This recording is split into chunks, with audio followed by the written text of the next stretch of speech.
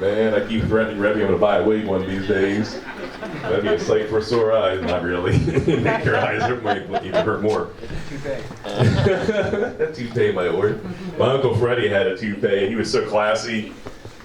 Freddie Martino. And he'd get sweaty talking, and in the middle of a conversation, he'd pull up his toupee, pull out a handkerchief, and wipe the sweat off his head. His Uncle Freddie. He was a class act. Yeah, that's the kind of guy you're getting elected here. Just average Joe like everyone else around here. What I say I mean, and what I mean I say. We just don't play games here. So when I make these pledges here, my word is my bond. And anyone in the military, knows the sort of officers you serve for, that when they say something, they're going to get it done. And of my class, only 3 of us made it to colonel. There's no general officers in my career field here, and so we. Any veteran knows the price that was paid for these freedoms is just too steep for games. We just don't have time for games. And so the way you get us across the line is by volunteering, if you can, and donating, if you can. And a lot of people, some people apologize, Doug, sorry, I can only give you $25 or whatever, online or whatever. I'm like, don't apologize to me. We got 1,000 people kicking in that much money there. That adds up pretty quick. And we just filed our report yesterday with Department of State, our campaign finance report. And our report was 2,500 pages long. That's reporting $5 donations, $10, $50, $100, $250, whatever people could afford. That's what's sustaining this campaign, not these massive political action committees outside who want to call the shots afterwards. I'm looking around the room here. Josh Shapiro had 2 announcement rallies. One last year, and he announced his run for governor last November in Pittsburgh at the Riverwalk, surrounded by 850,000 people in the city. And you know how many came out for his big rally? 65. But we announced in Gettysburg the day after a snowstorm, and we had 1,500 people show up. Yeah. On the other side, of course, you're seeing a lot of ads. And the Democrats are really worried about Pennsylvania. If they thought Pennsylvania was in the bag, they would not be throwing $30 million into my opponent's race. This is what they're not used to. Potter County is going to make the difference, and I think Potter County is going to have the last word on 8 November. What do you think? Yeah. And spending all that money, the Democrats want to tell you that they're going to win this here. Then why $30 million he just raised? That money should be going to other states, right? But they're terrified of this movement here because the Democrats understand that the Republicans, at the national committees, that the victory in 2024 goes through Pennsylvania. They know everything's at stake here. One area they're trying to hit us on, of course, is women's rights. And the Democrats are pretending they have the corner on women's rights. And guess what? They actually don't. Actually, Republicans are the defenders of women today. And to break it all down for you is the next First Lady of Pennsylvania, Rebbie Mastriano. You guys actually energize us by showing up and caring so much about your state and your nation. And it really does help us to see all of you. So we thank you for coming out. So the Democrats, they want to say that us conservatives do not believe in women's rights, but it's just not true. So let me give you a few examples of women's rights. The first one is, it's a woman's right to be born. Second, a woman's right to have a say in her child's education. It's a woman's right to have access to baby formula and affordable groceries to be able to feed her family. It's a woman's right to raise a child in a safe community where the government enforces the law and prosecutes crime.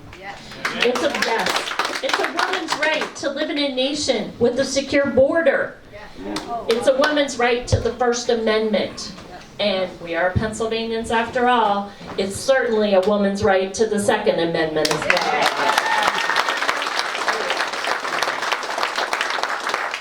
And it is a woman's right to be able to compete in sports that are not dominated by men.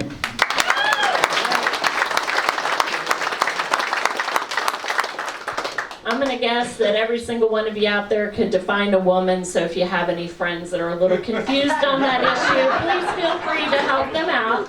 But you know what? We're tired of women being canceled. We're tired of them taking our freedoms one by one, two by two. We're watching things dissolve. But you know what? The people of Pennsylvania are willing to stand, and they're willing to have a voice, and that is what is going to make the difference. That's what's going to change things.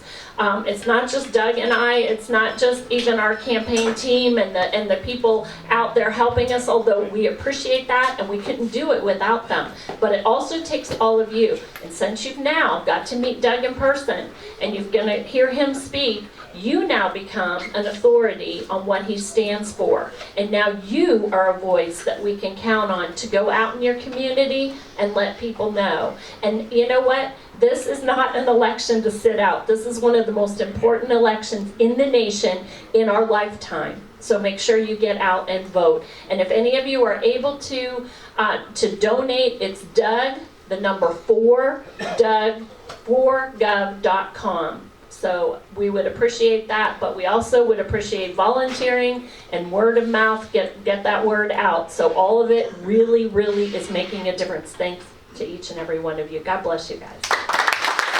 Let me talk about my opponent real quick here. Going to be rapid fire. So he's the Attorney General. He's got 6 years of a record to run on, and him and his pals in the media can't talk about it because he'll lose.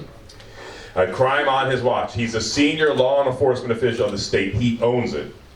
And in the Army, basically, after the first 100 days, you're responsible for everything good or bad that came out of your unit, right? It's the same in any job as well. You own it after a couple months. Josh Shapiro, 6 years, he owns crime in Pennsylvania. It's gone up 40% since he's been the Attorney General. That statistic alone here disqualifies him from governor. What do you think? On track to have a record homicide rate in Philadelphia when, for example, I deal with facts. It's not hyperbole and statements and assertion. When Josh came in 2016, there was 277 homicides in Philly. Now we're pushing 600 annually. According to one article I read out of the Southeast, the gravediggers can't keep up with the dead. Wow. Mostly 16 to 18-year-old kids, mostly innocents caught in the crossfire, or some people who just made a bad decision, took a turn.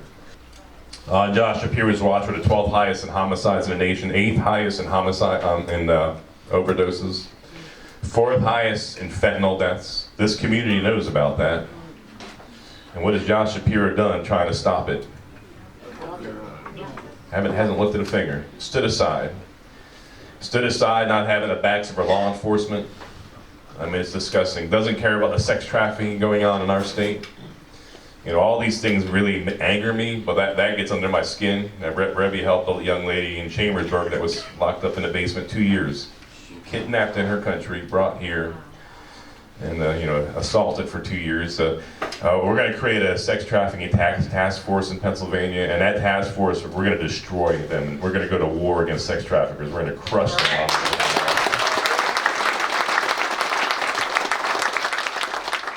We will. By God, we will. Josh Shapiro thinks it's okay for men to dominate female sports. You know, it's a strange day in Pennsylvania on the floor of the Senate when we're trying to pass this bill to keep boys off the girls' team. I mean, what kind of madness is set in? These are indeed the days where they're calling good evil and evil good. Ripping away 50 years of female achievements and giving it to guys, setting records. I'm no kidding. For instance, look at Thomas, giant person, biological male, giant hands, giant lungs, giant heart, more strength, and that's fair. Ripping away female athletes' opportunities. And there I am on the floor of the Senate, and we need to stop male domination of female sports and patriarchal domination of female sports. I was like, man, I sound like a radical feminist. I stopped in the middle of my speech, looked over to the Democrats. It's exasperating. I'm like, where are the feminists? And they weren't there. It's us. We have to stand for the women now. Because it's not okay for boys to be on the girls' team. It's not okay for boys to be in the girls' bathroom. The disgusting, stupid stuff. It's bad enough when you have other females and bullies in the bath. Now you're going to bring boys in there too? I mean, oh my goodness. Josh Shapiro fought hard to make that happen in Pennsylvania, and he wasn't content that he got it to happen in our state, but he also sued Virginia. He went against every parent in Pennsylvania and every parent in Virginia. This time last year, he filed an amicus lawsuit with Virginia to let the boys in the girls' bathrooms. This time last year, remember what happened in Virginia? Loudoun County? It's going to happen. Yet beautiful young lady was raped. Should have never happened. And Josh Shapiro was behind that. He supported it. It's a fact. Facts are stubborn things, as John Adams said, our second president. Then the school board in Loudoun County went about to cover it up. Her dad found out about the cover-up and was a little upset. They went to the school board meeting and they hauled him out in handcuffs. Are you kidding me? That's life, going to be life in Pennsylvania, Josh Shapiro. He's too dangerous and too radical for our state. What do you think?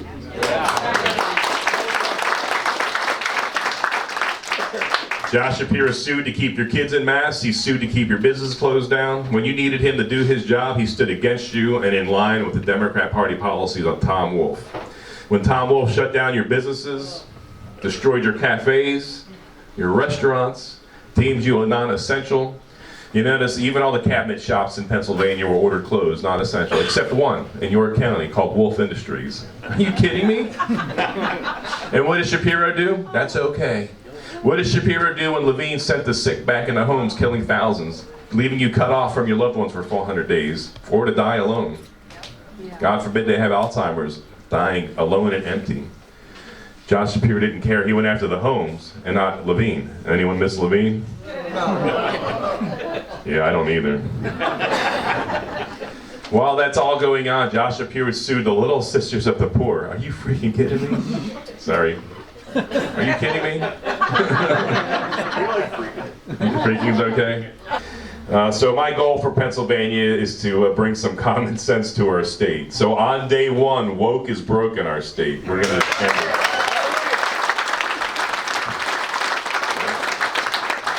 On day one, there'll be no more teaching our kids to hate each other based off their skin tone, which we got nothing to say about. So critical race theory is over on day one. On day one, no more boys on the girls' team. Follow the science. We're going to defend our women athletes and stand with them. On day one, we're going to stand for safety in the schools. No more boys in the girls' bathrooms. Pronoun confusion will end in elementary schools. No more. What's your pronoun would you like today? That's over on day one. No. No. Follow the science. No sexualization, no graphic porn in elementary schools. I mean, all this stuff is just so common sense. It's you know what? And I'll be signing into law this beautiful piece of legislation, which is currently mine, but some other senator will have to take it up, which empowers parental rights. That I even have to introduce a bill to strengthen parental rights. Shows you how low we've gone under Wolf and Shapiro. We need to draw that line in the sand, and you go no further.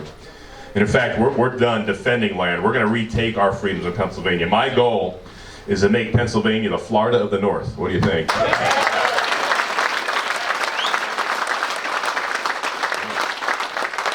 This part of the state, my goal is that we're going to do some things here to boom your economy, and it's all hinged upon opening up our energy sector. On day one, we're going to drill and dig like we've never done before.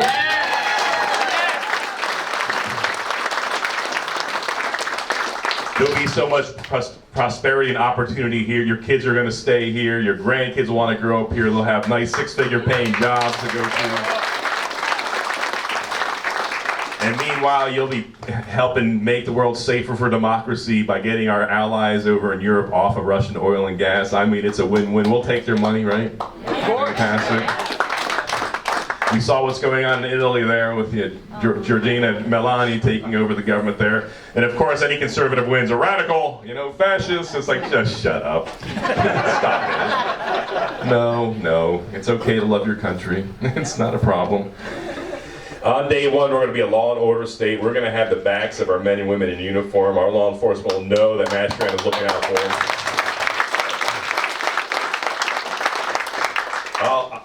There's a little bit of time, and we can go into details. If you want details, it's on my page. Yes, I'll be coming in with a lot of executive orders on day one, but I will codify these in law with the General Assembly. So it's imperative that we re-elect a Republican House and Senate, and so I can make sure these laws are put on the books here. So after 8 years of Mastriano, these stay in place, right? So that's how we do it. So, in fact, all these one-day initiatives here, I could tell you almost every name in the House and Senate of bill sponsors. For instance, defending female sports, there's a House bill sponsored by Barb Gleim, Representative Dawn Kiefer, Representative Stephanie Borowitz. Everyone knows Stephanie. I'll sign that into law, or if the Senate version comes by Senator Judy Ward and Senator Kristen Phillips, so I'll sign that version to protect female sports. So just so you know, I won't be ruling by edict, but I do need to come in hard and fast so we set a new tone and culture in Pennsylvania. It changes instantly on day one, and then we codify it constitutionally into law. Just so you know, for those who are strict constitutionalists here, so am I. On day one, we'll no longer be a sanctuary state. Yep.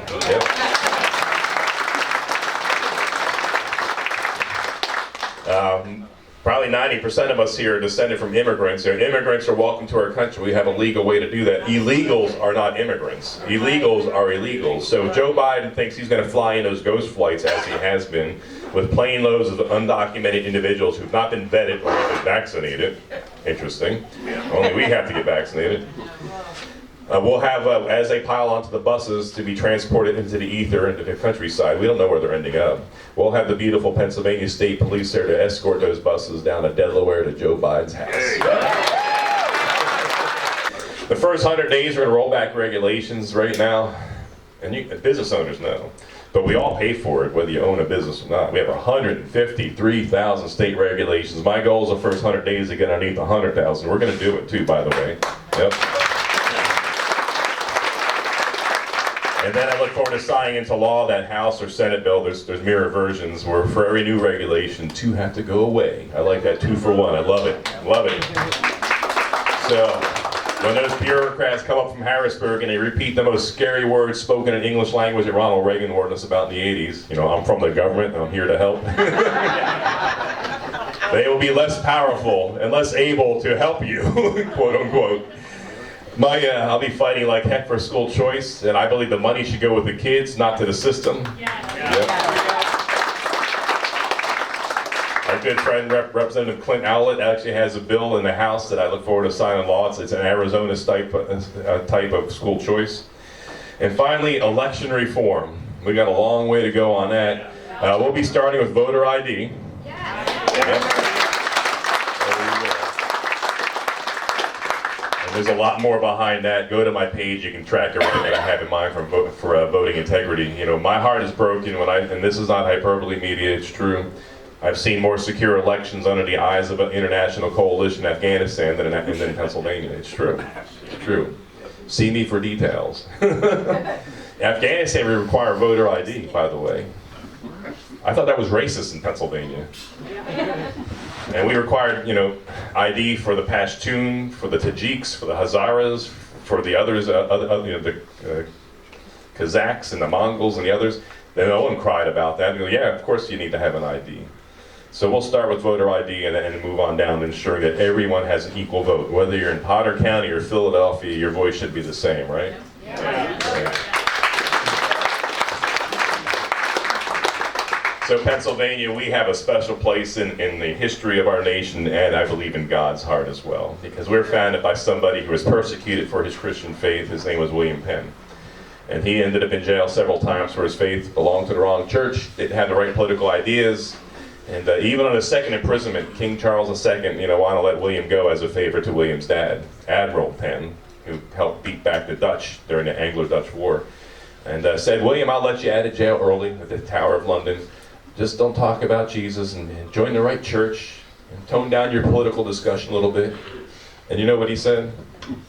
I'd rather die in jail first. Wow. A very humble, not antagonistic kind of guy. Very humble Quaker. And it says in Matthew, if you're faithful in small things, you'll be put in charge of big things, right? In the parable of the talent. Check it out. And just a few years later, thanks to his faithfulness, that was tempting. I bet, I want out of this rotting jail here, stinking in prison. I'm not going to describe it.